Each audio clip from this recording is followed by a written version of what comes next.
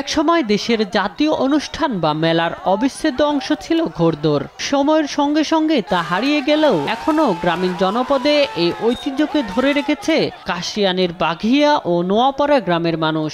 তারই ধারাবাহিকতায় বৃহস্পতিবার বিকেলে নোয়াপাড়া গ্রামের মাঠে আয়োজন করা হয় 25তম বাৎসরিক ঘোড়দৌড় প্রতিযোগিতা।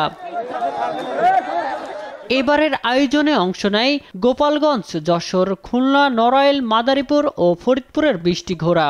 দর্শনার্থীদের চমকে দিয়ে ঘোড়ার পিঠে প্রতিযোগী হিসেবে দেখা যায় দুজন নারীকে। 5 রাউন্ডে প্রায় 10 কিলোমিটার পথ অতিক্রম করে প্রতিটি ঘোড়া।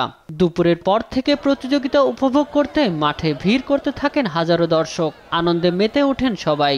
এসে খুবই ভালো লাগছে, এরকম পরিবেশ আগে পরে আসা হয় নাই। আমরা এখানে আসি, খুব মজা করি, খুব আনন্দ হয়, খুব ভালো লাগে। এখানে ঘোড়া দাবড় দেখিনি তো, সেই জন্য ভালো লাগছে। শহরে থাকি আমি। আমাদের ঐতিহ্য প্রতি বছর এখানে হয়।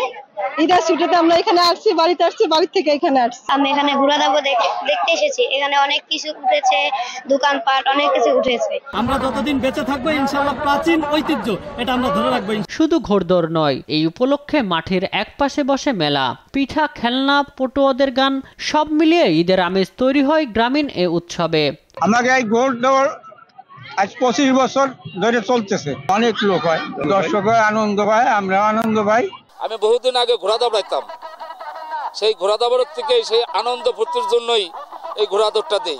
গ্রামীণ ঐতিহ্য ধরে রাখতে এবং প্রজন্মের পর প্রজন্মের মাঝে ছড়িয়ে দিতে এমন ঘোড়দৌড় প্রতিযোগিতার আয়োজন অব্যাহত রাখার আহ্বান জানিয়েছেন দর্শনার্থীরা। নিউজ ডেস্ক, দেশ টিভি।